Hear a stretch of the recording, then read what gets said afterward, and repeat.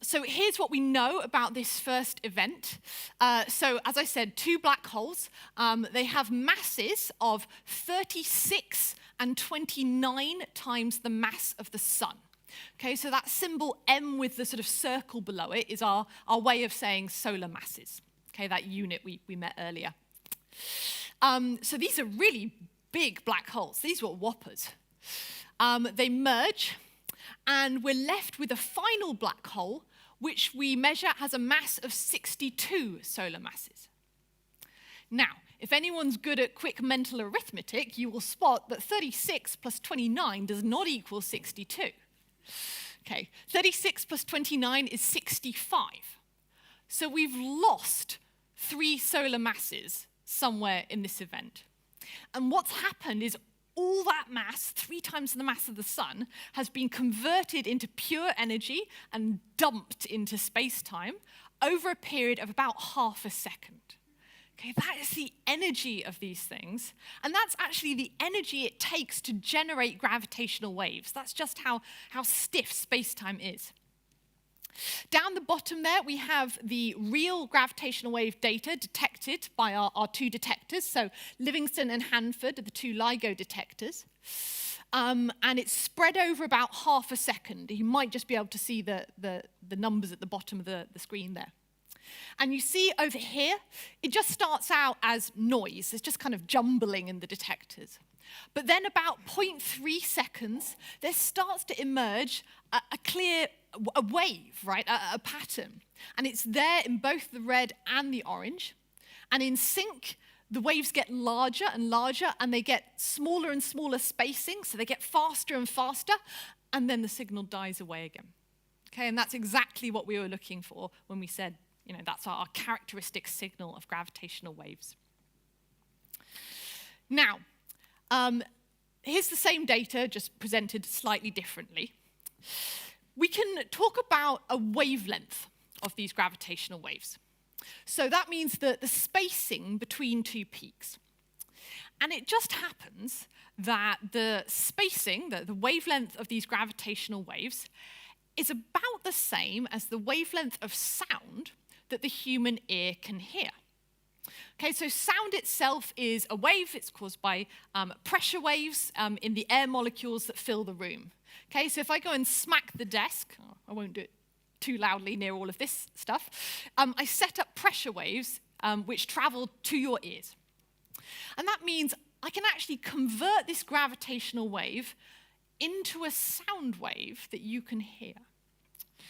Okay, so we're going to do this. I'm going to play you these sounds of space-time. It's going to be quite quick. So what's going to happen is you'll hear it twice, and then you'll hear it twice more, but shifted up in pitch. And that makes it just a little bit easier to hear. Okay, here we go.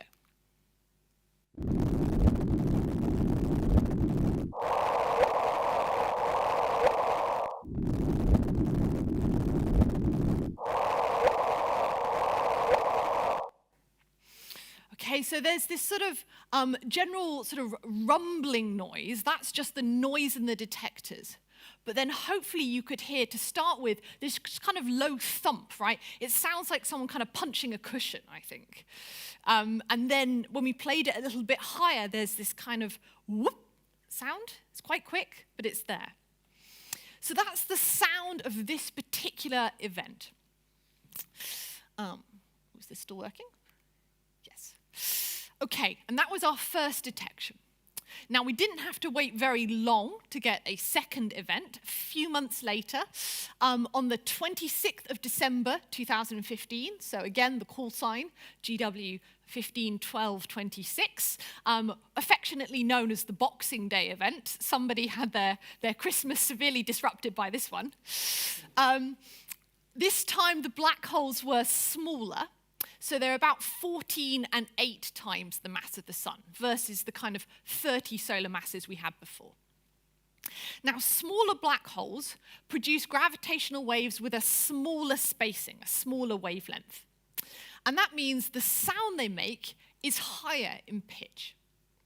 So I'll play you this one, What this video is going to do, it's going to compare the two events we've talked about.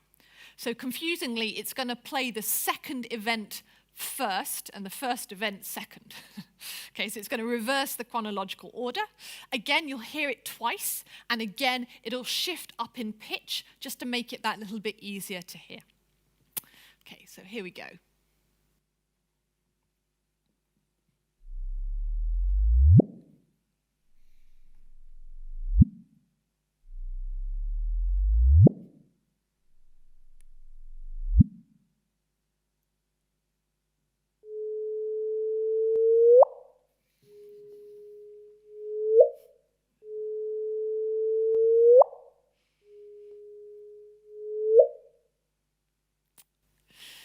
Okay, no, you definitely heard those ones, right?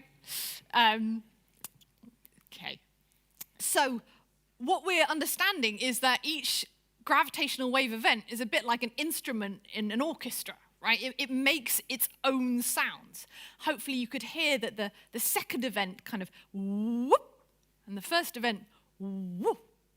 Okay, so they have these different pitches. You just want me to make more silly sounds all evening. Yeah, I know. So we carried on detecting these events for a couple of years more. And actually, as of today, there are 91 confirmed gravitational wave events. So this is our sort of symphony of space-time. They are all represented here. Everything in blue is a black hole. Everything in orange is a neutron star. And what you're seeing is that there's two objects that are linked together by a line, and then they have an arrow pointing up to a third object. So those two at the bottom are the two objects that merged, and then the one at the top is the remnant, the one that's left after they've cannibalized each other. And the vertical position on this picture represents the mass again. So you can see we've got this big block of black holes, somewhere in the region of sort of 10 to 50 solar masses. We even have a few remnants getting up to maybe 100 solar masses, really big ones. And then we've got a much smaller handful of the neutron stars. And that's because the neutron stars are quieter. And what I mean by that is because they're less massive, the waves they produce are less big, basically. They're harder to detect. So it doesn't really mean there are less neutron stars out there. It just means we're not as good at hearing them yet. Nevertheless, one of my favorite events, and indeed an event that was really, really important in my career, it's actually the event that got me started as a gravitational wave astronomer, is one of the binary neutron stars. And it is this fella down here, affectionately known as 170817. Yeah, it doesn't really work, does it? So this was the first binary neutron star merger that we detected, the first case that wasn't black holes. So neutron stars, remember, were these guys over here, these ultra-dense, dead stellar cores. But they're not black holes. And because they're not black holes, that means light can escape from a neutron star. And that is the big, big difference. So I have another little video to play you that shows the first binary neutron star event, 17th of August 2017. And what I want you to look out for in this video is the ways in which this is different to the black holes merging, where there was just a gravitational wave signal. Now, can we have the lights down for this video, please? There's some music in this video. It's very kind of epic music, so I won't talk over it. I'll just let you enjoy this.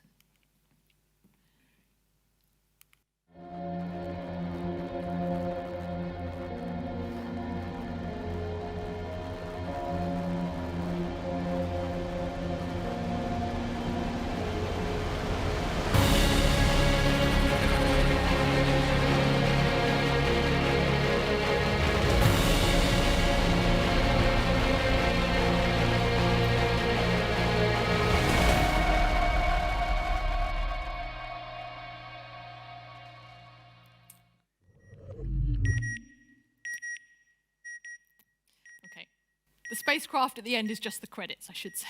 It's not part of the event. Okay, what on earth happened there?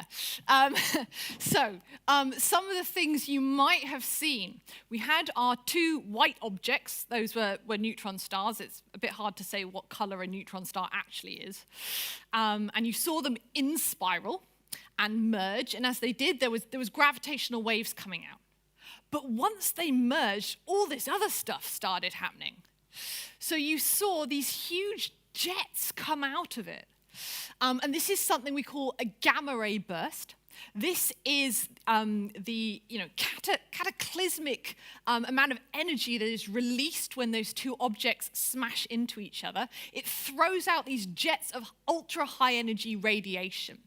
Okay, gamma rays are the most energetic form of light that we have, so this stuff is lethal. So that powers out into the surrounding space. And remember, that's light. So there's the gravitational waves being emitted, yep, but now there's light coming out as well. So something a telescope might be able to see. So first of all, we get the gamma ray burst. Then there's this kind of blue, fluffy pom-pom that seems to expand out the center. This is the kilonova. So what this is matter that's in those neutron stars, because again, not black holes, so there's still matter that can get out. It's matter, it's dust, it's very neutron-rich dust being kicked up and thrown out. And actually, these neutron star collisions are responsible for making a lot of the heavy elements in the universe. So if you've got a gold wedding ring, or if you've got silver jewelry, a lot of the gold and silver in the universe, probably most of it, is made in these events. Okay, and over millions, billions of years, this dust spreads out into space and ultimately collapses to form things like stars and planets. So the kilonova itself also emits light, slightly less energetic, light that we can see in the optical waveband, so things we could, in principle, see with our eyes, although we can't see things this faint. So that means this is an event that we can hear and we can see at the same time. Okay, so here's the real data. This is a set of images taken on the left about half a day after the event, and on the right about 2 weeks after the event. You're not looking at the bright object in the center. That is the center of the galaxy in which this event took place. Instead, you are looking at the small, fainter spot where the crosshairs are. And it's there in the left-hand image, and then 2 weeks later, it's gone. Now, that's pretty rare in astronomy. Most things in the universe evolve on a timescale of millions of years. There are very few things that we can actually catch coming and going on a timescale of 2 weeks. It's very human-friendly. So that is the kilonova. That's that blue, fluffy pom-pom thing. And that's then light from the event, but we also have the gravitational wave detection. So let's play this one. This sound is going to start quite quiet.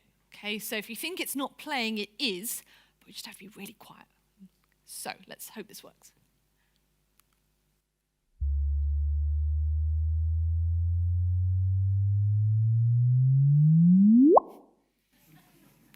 I could play those all day. Okay, so what do you notice? It was a much longer sound. It started really quiet, but it was a much longer sound.